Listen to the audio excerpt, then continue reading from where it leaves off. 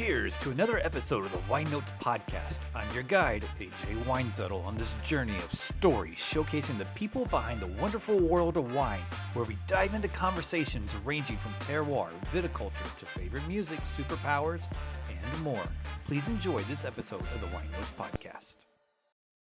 Greg, thank you so much for taking the time today to be on the podcast. I really appreciate you taking the time. Oh, absolutely. I'm psyched. It's our 10th anniversary. So had a chance to sort of think about Coravin and the Coravin story and the context of a decade. I didn't realize when we set this up that, that today is actually the 10th anniversary. It's kind of, I don't know. It's just amazing to even think about how you disrupted a wine industry coming from the medical field. And what a story. Well, it's been remarkable for me as somebody who's a wine consumer more than anything else. I mean, I've never worked in the wine industry. I do work in medicine and still do. It's half my job is in my spinal implant company, Intrinsic Therapeutics. And the other half is in wine. And the fact that this grew from a hobby that I machined, developed in my own basement to something that became a company that's now, with product in 60 countries, and we work with still and sparkling wines, and I've gotten to travel the entire planet. I did the math just recently, looking at the number of capsules that we'd sold, that we've been involved in the pouring and service of 200 plus million glasses of wine. Right? It's kind of crazy to think that, that's our fault. 200 million glasses of wine that others got to enjoy at some point. We had some sort of contact with their life in that moment when they enjoyed a great glass. That's the part of it that makes me the happiest. I can only imagine. And, before we started recording, you said, it's a vacation day, kind of a holiday for Coravin. Are you getting together with, as the team or selected people and opening a special bottle of wine later today? We got together last week to celebrate, and I've been touring the planet to meet with all of our various partners. So I was in London and Italy and France, in Singapore and Australia, meeting with our teams in these various places. We've got headquarters in Amsterdam. We've got a lot of people in London, a lot of people in Australia and Singapore. And then here in the United States, I'm just outside of Boston. And that it's been great. It's sort of an extended 10-year celebration. We had a big company outing last week with the guys here in Boston. And then some of the folks that were here with me on launch day 10 years ago, we all went out to dinner last week and talked about, the things that had changed in our lives, the things that had changed in the wine industry, and how Coravin had an impact over this time. There's a lot of pride in that group, and some of them aren't particularly or didn't start as wine lovers either. They were just great engineers. No, that is great. You mentioned that you were working with still wine and sparkling wine. I myself am a big sparkling fan, and this past weekend, I'm based in Oregon. We had the International Pinot Noir celebration.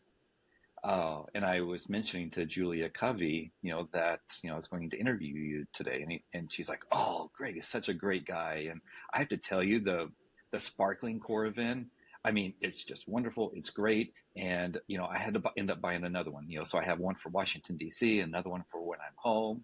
And she's like, it just works great. That's awesome. So what was the impetus to creating the sparkling Coravin? Sparkling. I invented the original Coravin back in 1999 when my wife at the time was pregnant with our second son. So she had stopped drinking completely. And I was in this situation where I wanted to explore the great wines that we had, but I was unwilling to drink a full bottle. And actually what I wanted was to be able to taste multiple wines side by side to really learn faster about wine. And so, then followed 11 years worth of testing and friends using it. And finally, one of them convinced me that I should start a company. And so started the company in 11, launched it in 13. And the reason I bring this up with sparkling is literally day one, I guess 10 years ago today, when I showed off Coravin and what it did, needle going through the cork and pouring still wine. The very first question was, does it work with sparkling? It's like, here I'd spent 14 years of my life, right, to make this thing for still wine, and it wasn't enough. And so I immediately started to work on sparkling. Honestly, back then, I didn't drink much sparkling wine. I was whites and reds and sometimes dessert wines and the things that Coravin opened up to me. And frankly, I'd been drinking using Coravin for 14 years by that time. And so I was spoiled in my by the glass choices in my house and in restaurants very soon thereafter over at friends' houses where I'd given them the Coravin.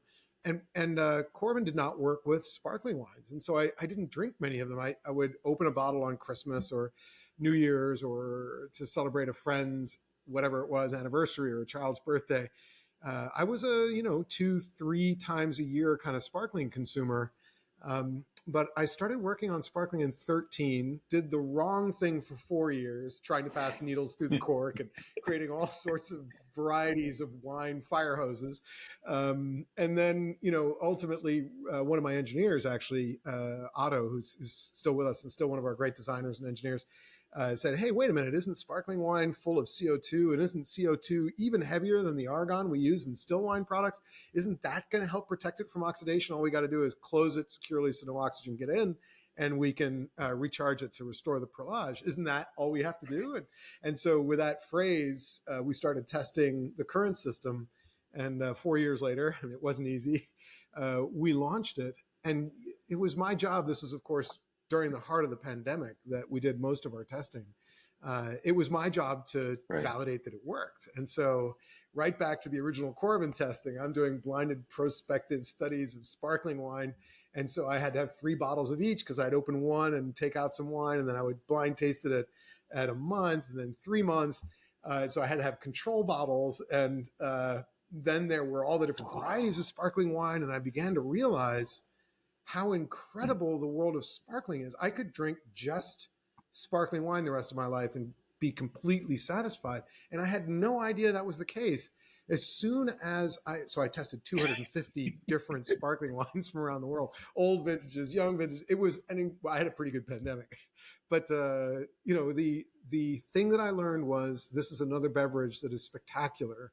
It's another wrinkle on this wonderful wine world. And now I have a glass of sparkling wine every day. I use Coravin sparkling all the time. It's changed my consumption habits. My go-to wine is now sparkling. Exactly. Wine. I love the complexity of sparkling, and it's just another rabbit hole of the world of wine itself. It is absolutely wonderful. Yeah, and there's pet nat and cava, and there's the prosecco and the traditional method. There's wines from New Zealand, and there's sparkling wines from Tasmania, and you can find it anywhere. And just like with still wine, it ages and develops and changes in the bottle. I love the grower movement in Champagne. I love that we've got great sparkling wines in California and Oregon. You can really, I think this is one of the things that's special about wine in general is it's a passport to the planet. It's been said many times, and you get to taste a region and a winemaker's philosophy in that glass, and you get to, more importantly for me, even smell it. I mean, I love all these scents and smells.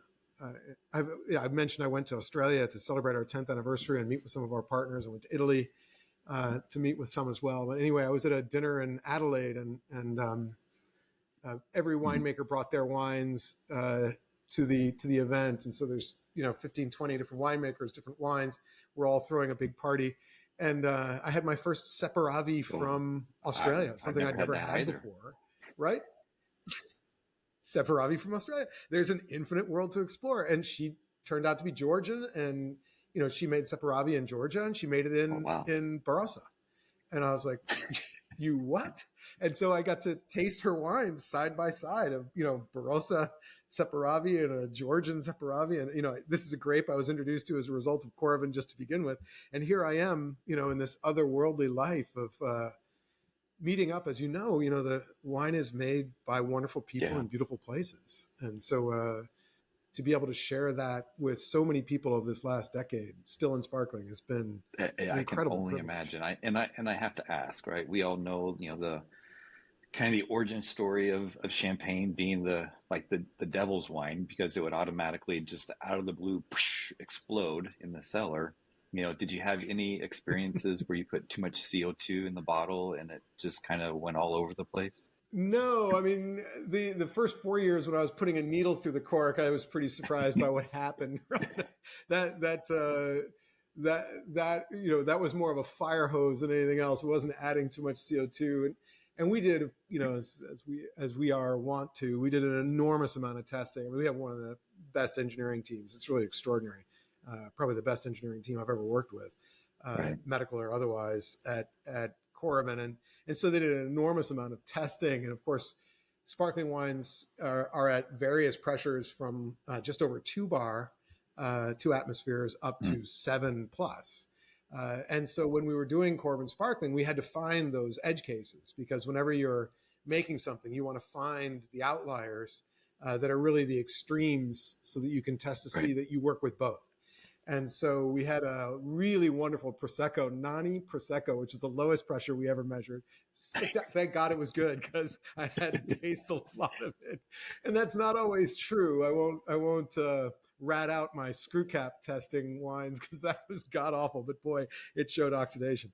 But the high end was California Sparkling. It was Chandon, which was interesting, because Moet Hennessy was a development partner of ours, and their wine wound up testing out at just over 7 bar, 7 atmospheres. So when we developed the system, which consists of a stopper that fits on any bottle and a charger that fits in your hand and restores the pressure using CO2, we had to pick a pressure, because we regulated very carefully. And so what would make Nani Prosecco not too sparkly and Chandon from California not too flat? And so we found the perfect pressure where people couldn't tell. And actually the good news for all of us is that it was easier for everyone to tell a low pressure wine that had become more high pressure than it was to tell a high pressure wine that becomes slightly lower pressure. And so that meant that we got to set our nerd out. I'm an engineer too, so nerd out, please. We got to set our pressure low, toward the lower end, which was great, because it means that you can preserve more bottles with each capsule, because we use less CO2 to build the pressure. Anyway, it was my goodness, it was an extraordinary experience. It was a culmination of a lot of different experiences. We learned a lot with the Pivot product that we also launched in the pandemic, that not all materials behave the same way in the way that they seal against oxygen.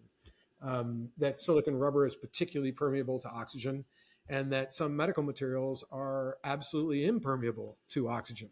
And so most of the stopper world in the world of wine is using silicon rubber, looking at the bottle, thinking it looks closed.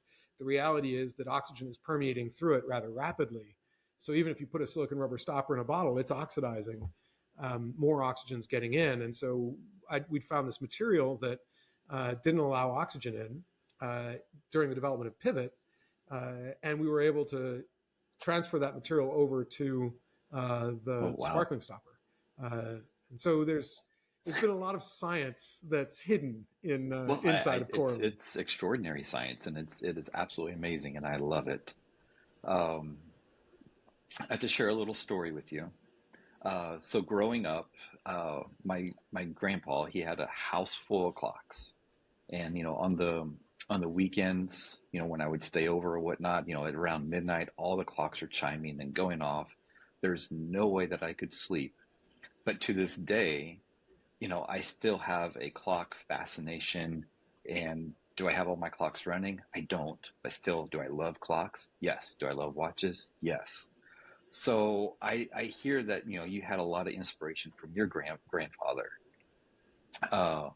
What are some of the things that, is still with you today? Yeah, there's nobody that shaped my career more than him.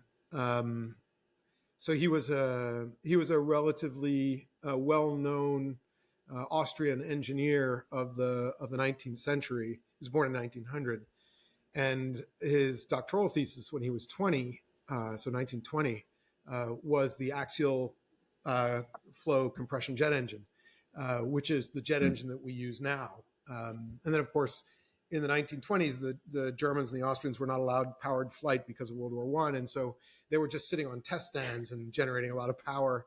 And he went from that into airplane design, airplane construction, and then into guided missile systems during World War II.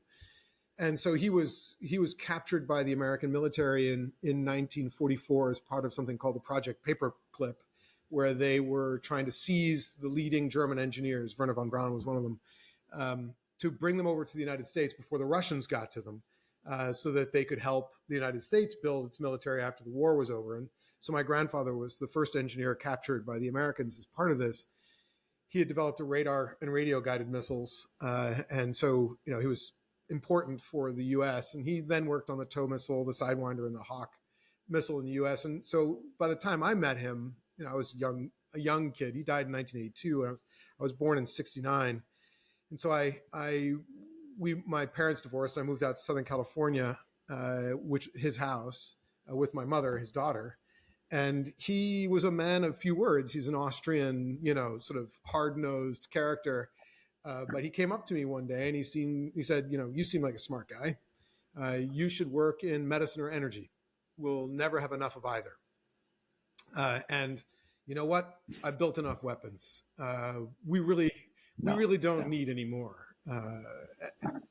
Right. And so I took that to heart. And for the first career that I had, I worked in fusion power, trying to generate carbonless energy that didn't create too much nuclear waste. So the way that the sun works, fusing hydrogen together. Went to college for that, went to work in Japan for that. So I had a fascinating career. I got to speak Japanese, which was great. And I love the culture and the food still, and sake is still a big part of my life. But I realized that fusion power would never be as efficient as pulling black stuff out of the ground, or collecting sunlight, which is the exhaust of fusion, out of the sky. And so I was like, okay, well, that career is a bust. I'm going to go into medicine, right. His second choice. And I've been in medicine ever since, and completely satisfied with it. I'll never leave medicine. It's that opportunity to, I think for my grandfather, I have a pretty sizable karmic debt. And so, he worked on the guidance system for the V1 and the V2. There was a famous missile of his that was used catastrophically in the sinking of a ship, transporting a lot of people. And so, I had this karmic debt. And so I made a commitment when I was 12, 13 that I was going to positively influence as many people as I could. And medicine gives you that very direct connection. Last week we operated on a fireman and a pilot with my spinal implant company, and I got to meet the patients before and afterwards, and so that gives me a lot of energy. And I've come to realize, I was thinking, wine was never part of my plan. Coravin was never really part of my plan. Truthfully, it took a friend writing a check at a breakfast saying, "I'm going to found this company if you don't."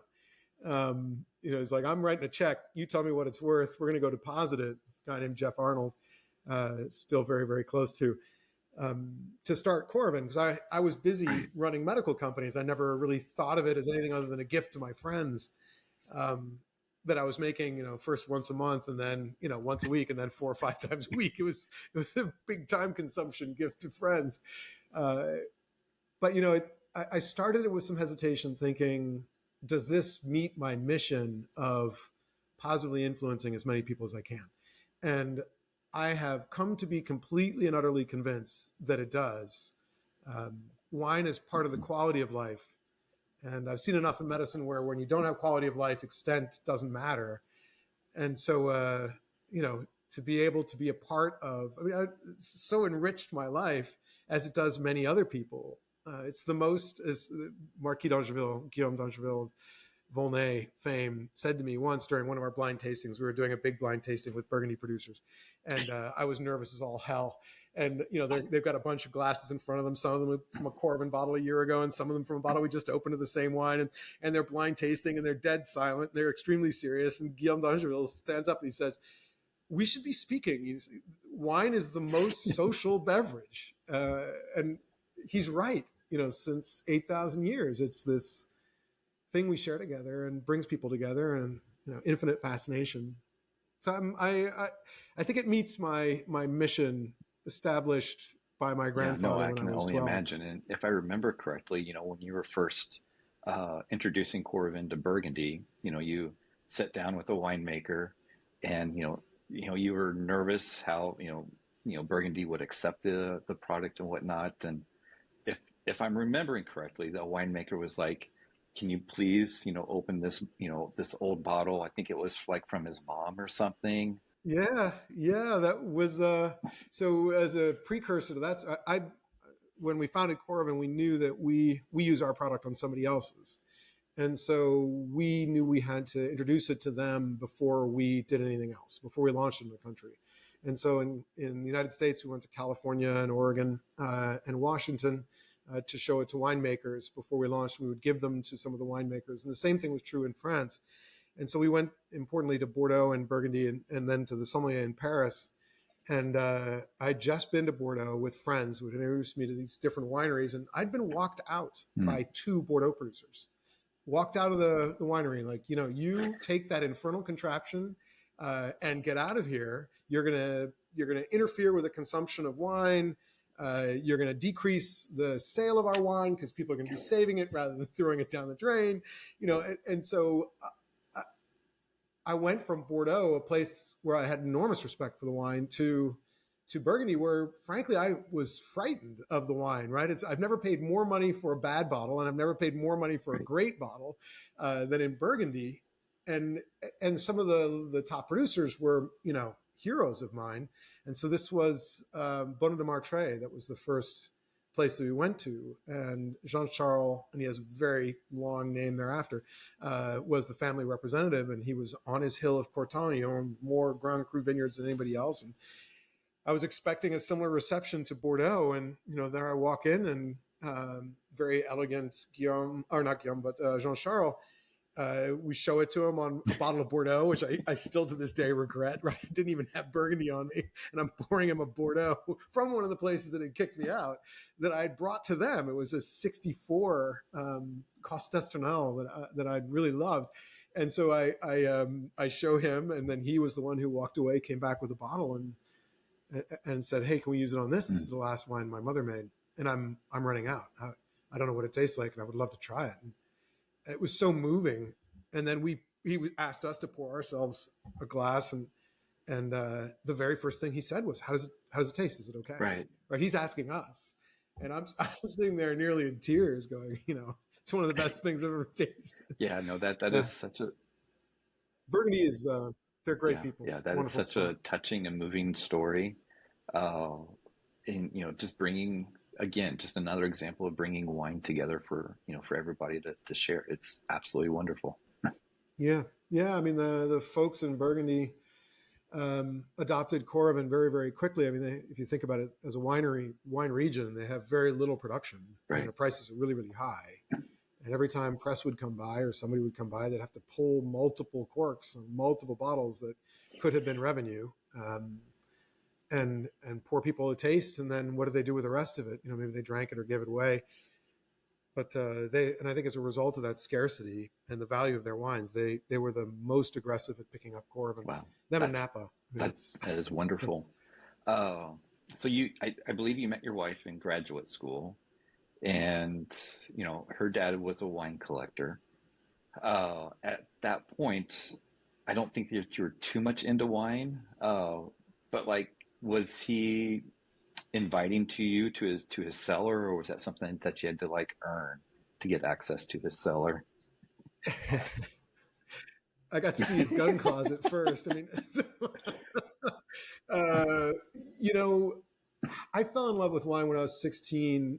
Tony Peju poured me my first glass. It was his first vintage. Just the stars aligned, and I met that wonderful man, now since passed away. And I was stunned that it was delicious from a grape, didn't taste like a grape in any way. That's my memory of it. And I was a Californian at the time. I went to high school in Newport Beach in the South, and so drank California wine all throughout college, undergrad in Boston, and then went to Japan and didn't drink wine at all for a year, and then came back and met my who would become my wife, and it was her family for sure. I mean, they were of Scottish descent and drank exclusively European wines that I didn't know anything about. And and most importantly, her grandfather, a man named Scott Inkley, who was a doctor, a pulmonologist, head of University Hospital of Cleveland, mayor of his town. I mean, he was an incredible guy. Had a 3,000 bottle wine cellar in a roots cellar in Cleveland, or in a suburb of Cleveland. And, he was 80 something at the time that I met him, late 70s, early 80s. And he had all these incredible wines from Europe and from California. He poured me a 1990 Chave Hermitage, Right. which changed my life. He would open wines for holiday gatherings when everybody came out for Christmas. He was sort of the central house where everyone went back. And he would open California wines from the 60s. So BV, Inglenook, 60s and 50s. And so he showed me his cellar, and I saw it all. And I remember thinking, you're 80 now, and you've got 3,500 bottles of wine that you've collected carefully, Burgundies, Bordeaux's, all from the 60s, cases of 61 Bordeaux. I mean, and I was like, it's time to start drinking these things. And he goes, you know what? They're too expensive to drink. I looked at that La Mission Aubryon. It's like $3,000. and I said, what'd you pay for it? Like $12 back in the 60s? Just think $12 and drink it.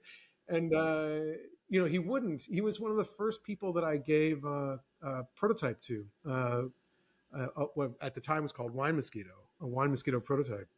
And we would sit together and drink his various wines by Coravin and taste across, like 65 Lynch Bage, 61 La Mission Aubryon. He gave me a case of wine in exchange for the Coravin. It was 12 bottles, all from the 60s, California and Bordeaux and Burgundy. And he ignited my love for older wines. He absolutely, if I was going to drink a red wine from anywhere, it's like that. My desert island red is a Northern Rhone that's old, right? It's I could drink Syrah, Côte Rôtie, Cornas, Hermitage. I could drink that stuff. It's just the most transformative, metamorphosing grape. It's like all white pepper when you first taste it, and it's young, and then it becomes like this foresty, olivey thing. And then it becomes like bacon, blood, and meat when it gets really old. And none of those things are remotely like a grape. Like it's the most distant, right? And then you've got Australian Shiraz, which is, it can be described sometimes when it's unbalanced as a blueberry fruit bomb. And then there are other more balanced and eucalyptusy and marvelous things.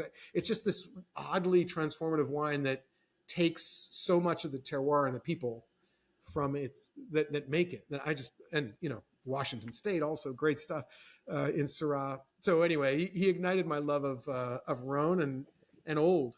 Being able to drink something that's older than you are, being able to. I've tasted wines back in the 1700s. Now as part of Coravin and seen a bottle from the 1600s that was drawn up off the bottom of the North Sea, and we opened it, and it was skunked. It was like seawater had gotten in. It wasn't really wine anymore, but it was super cool to see this 17th century English blown glass bottle with a cork in it. It's really when all of that started. So I thank him for that. Grandfather-in-law was an amazing guy. Yeah, no, since it passed away. Sounds like it. You've mentioned California wine, a little bit of Washington wine. I gotta ask, how deep down the rabbit hole have you gone, into Oregon? Oh, I love Oregon. I've got a bottle of Walter Scott sitting here, which was poured to me by a Seattle. I think it was RN74 when they had a restaurant up in Seattle. They poured me this. The waiter was the somebody I was so excited by Walter Scott. It's like, I'm going to pour you some stuff blind, and I've written with them because I was like, so your wines they're delicious and you're selling them for $50. And do they sell out? Yes, they sell out. I was like, the price elasticity, you could increase your prices. And they're like, nah, no, happy, totally comfortable. So, I'm infatuated with, or I think Oregon is the new Burgundy, Oregon and better, its own thing, right? I'm friends with Veronique Drouin-Boss. The Drouin wines of Burgundy, back when I started Coravin, I was giving them away as gifts to friends, and they would pay me in wine. And one surgeon I know out in Oregon sent me a half case of magnums Oh, of Drouin wines, and it's, I sort of have a going joke with Veronique. Every time I finish one of the magnums, she sends me another one. uh, I could drink Chardonnay and Pinot from Oregon. That thing I said about Burgundy, you never paid more for a worse bottle or for a great one.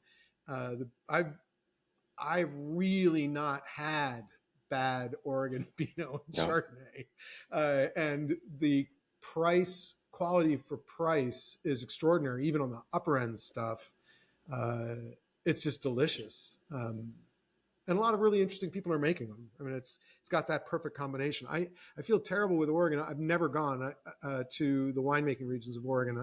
I really want to go. Never been to the Rhone, my favorite wines in the world. Never been there, and just haven't had the chance.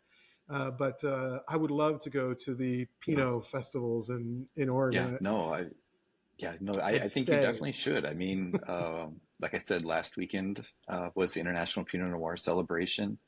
So many people, so many producers. Carlo Mondavi was there this weekend. Great guy. It's totally That's down to cool. earth. But and then other mom and pops were there, and just it's absolutely amazing. And whenever you do make the time to come out to Oregon, let me know, and I'll take you around. I will be there. I Okay. promise to be there next year. I will be there for the next year's celebration. My good friend Andreas Vickhoff, who runs Brunelmeyer in Austria, was the first person to say, of all the wine events all over the planet, this And is you the one do. you got to And come to. the theme for next year is Oregon Pinot Noir, or not Oregon, just Pinot Noir and Chardonnay. And that's the theme. So it's going to be a spectacular weekend. I'm looking forward to it. I think Oregon is what I've been told meets the general requirements of great wine producing regions. Is beautiful place, great people, and my interactions with Oregon producers has been great. I've been fortunate and unfortunate that when I founded the company, I ran into a guy named Peter Johnson. He actually tried to buy the Coravin patents off of me just as I was founding the company. And we got along famously. He's one of the best salespeople I've ever met in my life, and just a spectacular human being as well. And he joined Coravin as the head of winery sales. And so we all say, of all the jobs in Coravin, the guy who has the best job Yes. is Peter. And the downside of it is that Peter's handled the United States for me so well that he spends all of his time in Oregon, Washington, and California, and sometimes Right. Michigan and Texas, right? Helping our sales with wineries. I mean, wineries are a big part of our revenue, both to the wineries themselves, but also to I their can customers. imagine. Earlier, you mentioned, your wife was pregnant with your second child when you came up with the idea of Coravin. And it took you 8 years before actually creating that first prototype. What was, I think you kind of mentioned it was just kind of like a little side hobby there for a little bit, but like, what made you like want to continue moving forward? Was it just curiosity and just trying to make it better, or what was that? What was that like? There were a couple of big leaps forward. I mean, I work in medicine, and the original needle that's used in Coravin was developed. I worked on it for a chemotherapy or drug infusion system that was an implant under the skin, and you would access it with a needle over and over again, and you had to do that over the course of somebody's therapy, which could last months, which meant that the needle had to do no damage to the thing that it was going through. And so I got good at making needles as a 23-year-old man. So that was my understanding of the technology, and I knew gases from physics and plasma physics, and I had a basic understanding of how to make things from my college education, and also when I worked for Mitsubishi Heavy Industries on fusion power. They were a master manufacturers. So I had all these components, and I built the first device, and it, the second prototype worked. The first one didn't. And that was 99. And then I used it every day. The first moment that I had it working, I had 5 different wines that evening. I've never gone back. I drink differently from others. I'll have half a glass of this and a half a glass of that. I'll have a half glass of white, a half glass of red, a dessert wine, on a Tuesday. And to me, it doesn't matter. I just put them back in my cellar. But I wanted to prove to myself that I wanted to eliminate any hesitation that I had between me and a great glass of wine, or the wine that I wanted, or between my wife and whatever glass she wanted, or between my friends who came over and whatever glass they wanted. And for me, eliminating that hesitation meant that there would be no change. And I had to set a timeline for that. And I said, okay, there'd be no change in the wine out to 5 years. And so while it was a pet project in the evening, I started doing blinded prospective randomized tests where, I would buy a half case of wine. I do work in medicine. I'd buy a half case of wine. I'd pour them in a glass out of the first bottle. And I'd write the date and the needle and the gas I was using and the pressure and any notes on the taste. And then I would come back at 1 month and compare it blindly to another bottle from that half case. And then I come back at 6 months and add a third bottle. Then 1 year, add a fourth bottle. 2 years, a fifth bottle. 5 years, the last bottle. And so that 5 years takes 5 years to pass. And then friends would come over and they would say, sure, it works with California Cab because that's what I was drinking. That stuff's bomb-proof. You've got to try it with red Burgundy or Oregon Chardonnay or Riesling from Austria or Germany or Mencia from Spain or, name your grape variety and region. People would always challenge, but it doesn't work on this, and does it work with this kind of cork, and does it work with that kind of cork? And so by that declension into madness, I had 3,200 bottles in 6 bottle sets in my wine cellar, growing from 30 when I invented it to this, sort of my wife, she said, it looks like a wine store, right? I had wine from every region around this. Luckily, we had a big basement. And they weren't expensive wines. I mean, the average price is like $15-20 for these wines because I was trying to save cash. So that was one part of it. It was proving to myself that it worked and then proving to all my friends that it worked. But then before I gave my first one to somebody else, it was 2003, and a really close friend of mine, Ryan Drant, was getting married. And I wanted to give him a very unique wedding present. And so I took this early prototype that, as a friend of mine said, you need an octopus with a PhD to operate. I took that. I was like, okay, how can I make one that another human being can use? And so I went through 14 different iterations after that first one. So I got to what was called Mosquito 15. That worked pretty easily, was pretty small, was simple to use. Somebody else could use it, and gave it to him as a gift, and along with 3 bottles of wine, 3 different wines, and said, hey, enjoy these over time with your spouse. And so that was the sort of mechanical evolution. And then that's when I started giving them to friends. And anytime something would break, I would design that, whatever it was that broke, out of it. So it was a combination of this improving for the next friend gift and proving to myself that it worked. And luckily I did early. And so I stopped testing. So I had all these bottles that I've been drinking this year. It's, 10-year anniversary, that were Coravin back in 2003 and 2004. So they're out 20 years. We did a blind tasting in New York of a 19-year accessed wine. We did another 10-year accessed wine out in Napa, where 1 out of 35 people guessed which was the Coravin versus which was the bottle we just opened. It's been a labor of love, and it was the only gift I gave people. Well, no, I mean that's great. At any point, when your wife would go down to the basement and see all these bottles of wine, was she just like, seriously, and just like put her hands up like, this is crazy, this has got to go?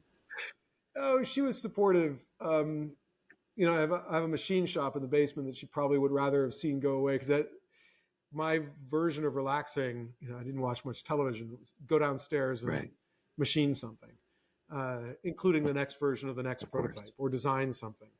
And, we have 2 kids that are musicians, along with being computer programmers. And so we built them a sound room next to the wine cellar.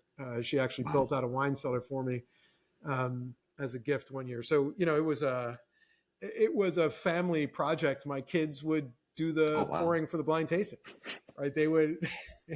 I had a 3-year-old who was fully capable of pouring wine using the early Coravin prototypes. My first son named it Wine Mosquito, a very sticky name that took us a dozen years to switch to Coravin eventually. So my kids were involved. My spouse she's a super taster, and so she was extremely capable of detecting changes. And then my kids both have an extraordinary sense of smell, and so they've been smelling wine since they were Oh my 3 or 4 goodness. years old. Going across the various glasses, saying, "Nope, they all smell the same," or Right. "Nope, Well, this one smells that's pretty different." remarkable.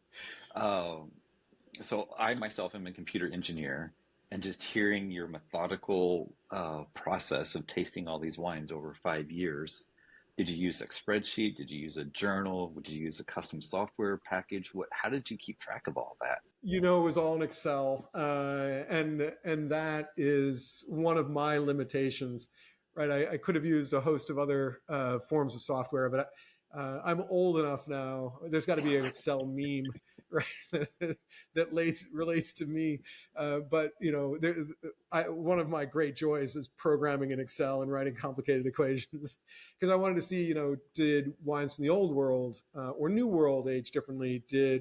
Was there a correlation between the different gases that they work better with different wines, whites versus reds, what vintage, how far back, different. So I had this analysis going on, looking again Right. for what's the worst case. And it was an excuse at the end to buy another set of wines that I didn't know, that somebody had challenged me to see whether or not I could preserve it. Because honestly, I knew that it worked. But my favorite part about wine is its great variety, Right. its vastness. It's, 140,000 different wines bottled every year, or so I've been told. Uh, and they change every year they're in the bottle. And so, it's this absolutely massive Rubik's Cube of potential smells and tastes that I wanted to explore, and using Coravin as an excuse to build the most eclectic collection of you'd walk into my cellar and you'd basically say, "I think he likes Italian." If you were to if all my notes were to go away and you just saw all these wines that are bottles that are half empty, you'd wonder, Right. what Right. happened. Yeah, I could only imagine. So you talked, you had 8 years of building these devices for friends and everything. You started Coravin in 2011, but you launched in 2013. So in that 2 year period, were you just setting up all the manufacturing stuff and getting, your launch details set up? I mean, what were you doing in those 2 years? Well, I think it would take me 6 or 7 hours to machine a Coravin from start to finish out of the various parts that I had, and it probably cost on the order of $250 to Mm. $300 for all the parts that went in, not even including my time. So, as a medical device guy, I really didn't understand consumer product manufacturing and how that worked, and so spent a year trying to solve basic little nitpicky problems with the system. For example, they would all leak after a Mm. while, and all the gas would run out, and that's because the seal that holds the pressure from the capsules that we use was part of the device, and that seal would wear out. The more capsules you use, the more you threaded it on, the more it would abrade this sealing surface, and it would fail. And so we moved the seal onto the capsule, which is actually a really important patent of ours, because that way you've got a fresh seal every time and it never leaks, which is great. Um, there were some technical problems like that, but it was really building a team and finding people. So I was looking for a CEO because I knew I could be a CEO of a medical company, but I didn't know consumer. And so I went out and was fortunate enough to hire a guy named Nick Lazaris.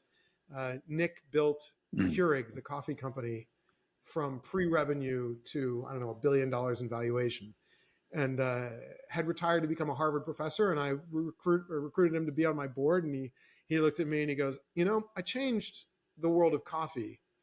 I would love to change the world of wine. Can I be your CEO? I was like, yes, That's you awesome. can. Yes. And so finding Nick took a while. And then there was the big technical problem. We very carefully control the pressure that goes into the bottle. And actually, in order to solve that problem, because the capsule is at 2,800 pounds per square inch, and in order to have it come out of the needle at 24 pounds per square inch, plus or minus one, we had to invent and develop the world's lightest, least expensive, most accurate high pressure gas regulator. Right. Bar none. I mean, that, it almost brought the company down, fixing it, solving it. And we, in order to get it done, we lucked into, Nick hired a great engineering leader named Mike Ryder, who came out of iRobot, which is here in Massachusetts with us. And I count my lucky stars that the day that Mike came over to Coravin, because he and his team made the impossible possible and made it so that we could sell Coravin at a profit. And then we've got other partners that we had to find. Our manufacturer is the one who built and manufactured all the Keurig coffee machines in the U.S. for the longest time. She's based in Hong Kong, and she and her husband are both absolutely wine obsessed. They have a winery now in Sonoma. He's a Chevalier de Testament. So, they love wine and produce a really delicious one. Lacunda, if you ever look for it. They make Pinot and Chardonnay in small volumes. I'll have to look that up. Gorgeous stuff. So, yeah, finding people that were passionate, right? This was a passion project. And so I wanted to find people that, didn't just want a job, didn't want to just take on a project, but wanted to change the world of wine. A passion project is absolutely amazing. And when it's that close to your heart and you spend that much time in front of it and working on it, I mean, holy cow, that says a lot right there.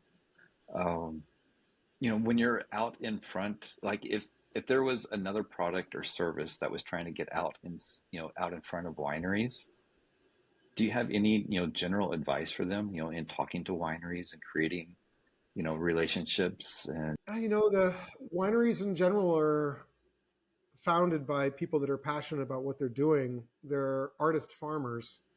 And so, for me, it's getting to respect their territory, where they're from, their terroir, respect their philosophy, understand their philosophy, and approach with being humble. For example, I knew that Coravin worked, but I knew that Coravin worked for me and my family and my friends. When I was approaching launch, I showed it to my first master of wine.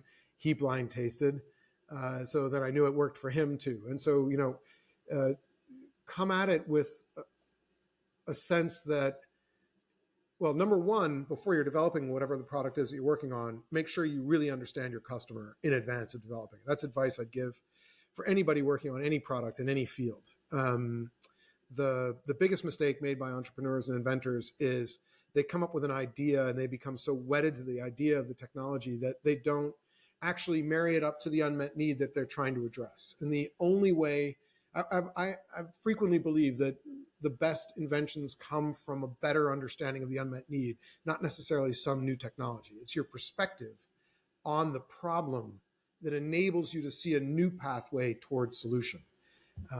And I remember writing, I invent in medicine as well. And I remember writing down, a way to better preserve an open bottle of wine. I was like, well, that's vacuum, that's spraying gas in, that's, all these different things that have been there. That's actually not going to solve my problem. I want to be able to drink any wine from any bottle whenever I want without having to think about when I'm going to drink from it again. And then I wrote down, I need a way to pour wine from a bottle without opening it. And that's where Coravin came from. But I then spent 8-10 years in understanding wine, understanding restaurants, how they viewed wine, learning about wine stores and how they sold wine and asking the questions. And I spent all that time before I launched, before I even started a company. So if you're developing a product for a winery, make sure you spend a whole lot of time in wineries and not just ones that are your friends. Go to a country you don't know and their wine regions and understand them as well. And then approach the showing off of the need that you're addressing and the prototype that you developed with tremendous humility. And take that feedback and take it very directly. You can become defensive as an inventor and say, that person's a bad person. They don't like my stuff. They call my baby ugly. I had this one interaction. It's a long answer to your question, but I had this one interaction with a sommelier in Munich, because sommelier were also very important to us. Wineries, sommelier, press. And that was a launch strategy. Go to the wineries, show it to them, convince them that it's worth something. Then go to the sommelier who serve their wines. Then go to the wine stores, go to the press. And so we would hold blind tasting events to demonstrate the efficacy of Coravin in major cities around the world. One of those cities was Munich. And there's a great restaurant there called Tantris. And the head sommelier is a guy named Justin Leone. And so we wanted to use his location as the site where we would invite all the sommelier in Munich, and we would start this one big blind tasting, a case of wine, access half of it, sign and date, come back a year later. And he wrote back this hate letter. Whoa. It was a hate email. So my friend asked for us to use his environment, his restaurant, and he wrote in German, and the guy responded in English, which meant he meant for me to see it. So it was a page and a half, if emails have pages, of like the most beautifully written teardown in English I'd ever read. Like, this is an infernal contraption. Mr. Lambrecht has a cellar full of hormone-stuck piglets. This is the GMO of wine. You're going to interfere. You know, he's the second shooter on the grassy knoll. We have it framed in the office. And there are two ways that I could have responded to that. One is defensively, oh my God, this guy's a nutbag. I'm never going to deal with him. I mean, clearly, let's go to another restaurant and forget about that guy. But the thing that I've come to realize in decades of inventing new things, that if somebody takes the time to really criticize you in detail, understand it because others are thinking it. I pull the cork, we finish the bottle. I don't care, right? And that is still the number one challenge we get. I finish the bottle. Which means we failed to explain what Coravin does. And so I wanted to understand him better. And so I bought a ticket to Munich, had my friend make a reservation under a different name, went in for a table for one and, ordered the multi-course pairing menu thinking I'm going to see the sommelier, and had a little notebook because I was nerdy. I was writing notes on the wines and the pairings because I was trying to understand pairings. And he comes by course 3 and is pouring me a glass, and then comes by course 4 and he goes, "You aren't Lambrecht, are you?" Yes, I am. He's like, "You didn't bring your evil contraption into my kingdom, did you?" No. And I was like, "Oh, no. Because I'd have to ask you to leave." And I was like, "Okay." And then so by the 7th course, he was sitting down with me and talking in detail, and I was asking questions, writing down answers, why he felt that way, what I could do to change it. And then at 4:00 in the morning, we were sitting on the floor of his cellar, 7 bottles deep with his friends and all arguing. And his girlfriend yelled at him, "It's a damned wrench. You use a wrench or you don't use a wrench. You don't hate a wrench." Yeah. And he was like, "Okay." That is a great story. But it was great to learn. I learned a lot. There is a lot to learn when you just sit back and listen. And I think that's just, you don't even have to be an inventor or anything of that nature. Just in life, just listen. And it's quite remarkable. Yeah. Somebody said, listen to understand, not to reply. Yeah. It is. It's good advice. You mentioned, your kids and, being able to smell wine and, your wife being a super taster. What kind of legacy are you wanting to leave for your kids? Oh, it's something I've thought about, and anybody who deals with wineries has had the sort of earth-shaking realization that very few businesses pass from parent to child, especially in tech. I mean, you look at the wineries, Bonne de Monterey sold, right? It's gone now, but it had been around for a long time. Not gone. I mean, it's owned by the guy who runs Schaefer. Not Schaefer, I'm sorry, Screaming Eagle. But I have been with wineries where the person's name is on the label, right? And like Jean-Louis Chave the 13th, hundreds of years, the Antinori family, hundreds of years of wineries. So I'm not going to pass Coravin on to my kids. I do hope that they and sense that they have a curiosity in them, and that they recognize through what I've done in medicine and in consumer products that you can make your own path and you can create your own future. And if you, so three pieces of advice that I hope they absorb. One is intersection between that which you are passionate about and that which you are good at. If you find that intersection, you're not really working. It's a joy. And I love Coravin. I love working on Coravin. I love Intrinsic. I love working on my spinal implant company and the other medical companies I've had. So, that passion and capability, find that intersection is then you're happy.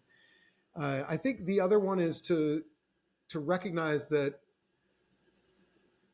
there's, especially nowadays, there's an infinite amount of entertainment being created. You could sit in front of a television and watch Netflix, let alone Apple Plus, let alone Paramount, whatever, for the rest of your life. You could watch YouTube for 1 trillion years, apparently, whatever it is that have been generated. So I told my kids, make sure that you make an effort to balance so that you create more entertainment or goods or product than you consume. And so I very much believe that myself, that, I should create more than I am entertained. I should entertain more than I am entertained. I should create more Coravin, more Barricade, more to contribute to society rather than just consume what society is pushing onto you. I think probably the final thing is that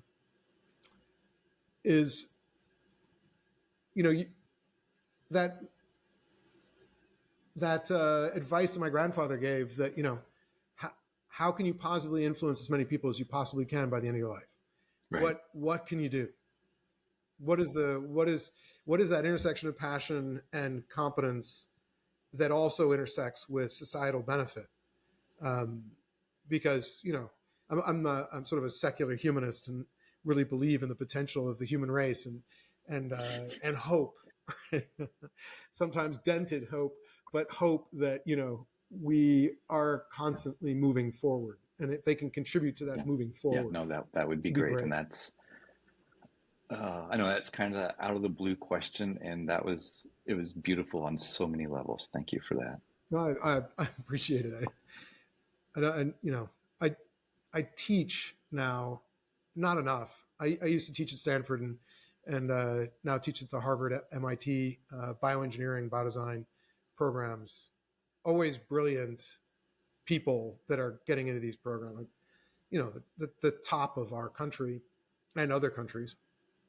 And they're looking at this, you look at medicine and you think, okay, well, we're gonna help people. Yes, but we're also going to make money. And there's venture capitalists, there's investment, and there's the time, and there's the FDA, and there's a regulatory. And I was with a sales rep of mine when we were doing these cases out in San Antonio last week. And he said to me, we are here to improve this patient's life today. Right? That is why we are here. And in aggregate, we are here to improve as many patients' lives as we can. There are all of these swirling hurdles, right, that we've got to leap, but we're looking for other people who have not lost sight of that, right? We want investors that think like that. We want employees that think like that. We want surgeons who think like that, right? And nurses who think like that, and never lose track of that end output of what it is that you're doing. Exactly. It's not just a technical challenge, right? It's not just a job. Most definitely. So I have some rapid fire questions and I'll get you out of here. So sure. When you're, in the middle of, tasting, blind tasting your wine by yourself or out in the machine shop, is there a favorite artist that you like to listen to while you're doing all of that? Oh my goodness. It shifts around. So, a big Rolling Stones fan. My music dates me. Love Paul McCartney, even some of his new stuff. So kind of old school, Dean Martin, Sinatra, like that kind of stuff is wonderful. And then my kids have introduced me to people like Bon Iver, and other modern bands that I mix in. So I've got an extremely eclectic No, that's Spotify great. That's list. great. Do you have a favorite indulgent food? Ooh. Caviar has grown on me. That's indulgent. Oh, Caviar and champagne sundaes. Like, I don't think there's a better thing than sitting out on our porch and drinking some champagne and eating some caviar. I've been lucky to make friends with both Black River caviar and Petrosian caviar. We exchange product, right? So that's a pretty sweet deal, and I love that. I didn't eat caviar before. I mean, I ate everything from the ocean because of Japan, but caviar was is a that's new, awesome. relatively new thing. If you could choose a superpower, what would it be? Oh, I used to think living forever. Um, my father, who's 91, said, as long as I get the New York Times wherever I'm going and I can read that, I'm totally okay. I just want to watch humanity. I don't have to do that anymore. Um, to heal, it's if there was a superpower, that would be a great one. Working in medicine, you Yeah. remember the patients you couldn't help. Uh, the goal is to not extend life indefinitely, but it's to extend infinite quality of life until the last day. Yeah. No. That would be the goal. You're playing chess after a run and you're 96. That's the goal. And then Yes. you can There you you go. can sign off. Last book you read, it could be hardback, Audible, or it could even be like a podcast. Just read The Making of the Atomic Bomb, which, as a physicist, my mother's second husband was the inventor of the Polaris missile, nuclear submarine launched nuclear weapon, impossible to stop. And his argument was it ended the war. It ended global war. You couldn't, if there was a ship with a missile 4 minutes from your capital off your coast, going 10 knots, 20 meters down, that you're not going to win. And I was fascinated by that. But the beautiful thing about this book, The Making of the Atomic Bomb, is that it's absorbable easily by anyone who doesn't know physics, and it's also about the history of our understanding of the atom. And it's insane how our culture has evolved since the 1800s. I mean, unbelievable leaps and bounds. And I hope we keep it on a safe path as Yeah. much as possible. Yeah. I will definitely It's a have to great check book. that out. Well, that is all the questions that I have. Do you have any questions for me today? Oh, if I were to go to Oregon, where would you stay centrally in the wine region in order to be able to get to as many wineries To as you get to as could? many wineries, I would say probably the Allison in Newburgh. But if you want something absolutely out of this world as an experience and get and you're like 5 minutes away from like Walter Scott, Christome, it's just some really amazing producers. It would be a little place called At the Joy, and you're at the Anahata Vineyard, and it's heated pool. Up to like 12 people can stay, so it's really private and secluded, and just that is the place to go. That sounds awesome. I will have to book far in advance of the event because I'm sure there's Yeah, competition over great places. But I'm looking forward to it. It's I still haven't learned enough. It's one of the things when the more you taste, the more you don't know. And so I'm really looking forward to going out to Oregon and instead of just buying it in the store, tasting it, meeting the people, putting it in context. That's yeah. Well, the most fun thing definitely, about wine. look me up, when you come out, and you know, I will tell you all the great places to go. I Yes, love it. We'll share some glasses perfect. of sparkling. All right. Well, thank you so much for your time. I can't I would love it. appreciate it enough, for your hospitality and sharing your time. Thank you so much. Oh, thank you, AJ. Thanks for taking the interest. I really appreciate it.